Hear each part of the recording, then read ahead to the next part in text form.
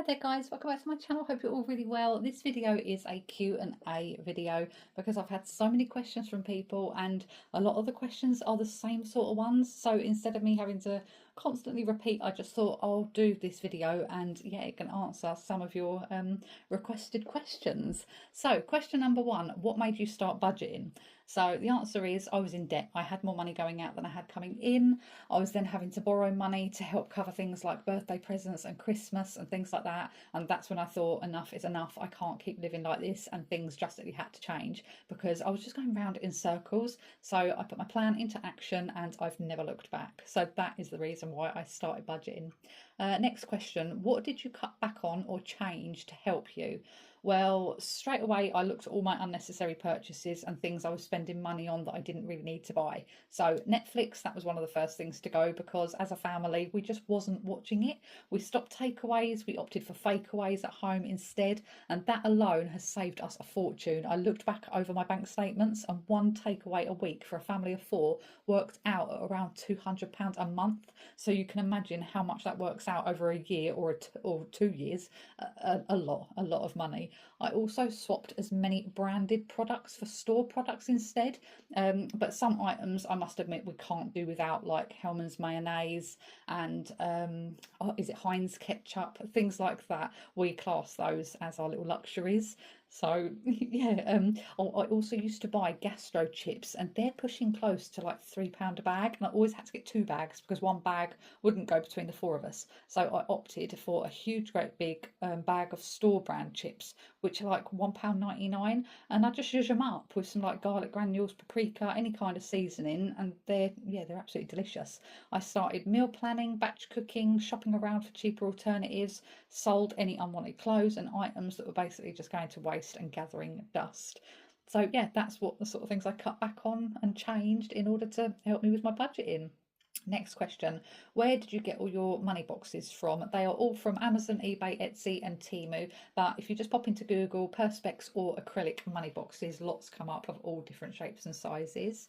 Next question. Where did I get all my binders and trackers from? Again, most of my bits are from Etsy and eBay. I just think, oh, I want a birthday tracker or a Christmas tracker. So I type it into Google, and before you know it, you've got a basket full of trackers and challenges you didn't think you even needed. There's loads to choose from, and also some companies even like custom make things for you. So if you wanted like your children's names put onto each like individual birthday tracker, or you've got a certain colour theme in mind you want to go by, then there's something out there for everyone. And I found Etsy to be the best one for that type of thing.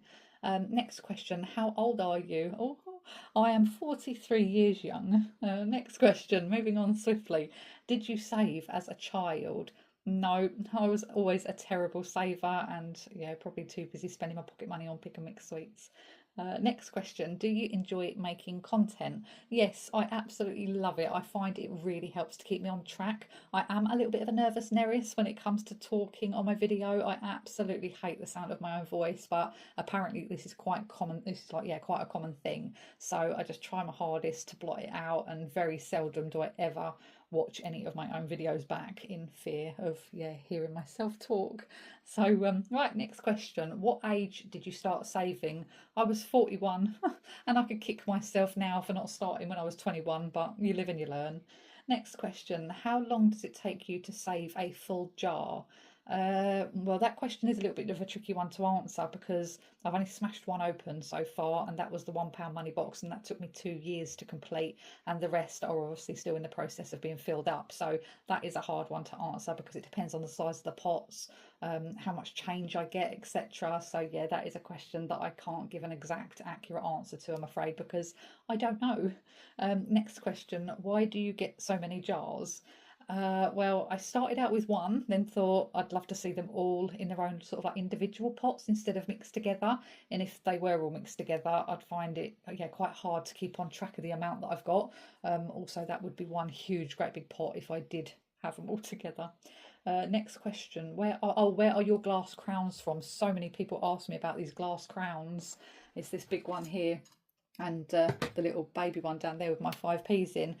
They were actually bought for me as gifts, but I did see them in Home Bargains a long time ago, so I'm not sure if they sell them anymore. But I done a little Google search, and if you type in Home Bargains glass crystal crowns, then lots come up from different companies like Shein, Amazon. I think they're actually like tea light holders, something like that. So yeah, give that a go. Next question: what are you saving for? I would love to travel, and New York is at the top of my list, so that would be lovely. Next question: do you go shopping every day? Yes, I do. I'm very lucky that I have a Tesco's, which is just a 5 minute walk from my house, and I've got an Aldi, a 5 minute walk the other way. So I do my meal planning every evening whilst I'm in bed for the next day, taking into account anything that I've already got in my fridge or my cupboards, or anything that I've got left over from that evening's dinner. And I try and incorporate things like that in to keep costs as low as I can for my following day shop. My shopping list is my holy grail. I will go straight in, look for the items on my list, no browsing around leading to temptation, and I get the hell out of there. Discipline has become second nature to me. So, yeah, I do go shopping every day. Next question: how do you keep count of everything in your pots? I have trackers, so each and every coin that I put into my pots, I then mark them on my trackers with a little sticky dot. It's that simple. Yeah, next question: any helpful hints and tips? Oh gosh, yes, I've got loads. Be patient, start small, meal plan, batch cook. Don't be afraid to buy cheap brands and tweak them a little bit. Buy a Savers garlic baguette and just add a little bit of garlic granules to some butter with a little sprinkling of leftover cheese that you've got hanging around at the back of your fridge. No one will know the baguette was 45p. Using cash instead of card, I personally find it so much more. So much better. I'm in so much more control of my money now than when I used to be. When I use my card, it is a case of like out of sight, out of mind. I used to treat it like pretend money. Bleep here, bleep there. Before I knew it, it was card declined. But at least I had a nice bedspread to go home and cry into that I'd bought 2 days prior. I was that stupid when it came to spending. I never looked ahead and at the big picture, but now I do. And if I felt sad, I'd treat myself. If the kids had had a bad day, I'd treat them. A treat was in order for everything. If I was happy, I would want to celebrate with a treat for us all. But you live, you learn, you pick yourself up, dust yourself off, take one day at a time. Rome wasn't built in a day. So, yeah, on that note, guys, I'm going to say goodbye and go do my meal planning for tomorrow. Thanks for joining me. If you've got any more questions that I've missed out, just feel free to ask away, and I'm always happy to help. So, yeah, take care, guys. Bye bye.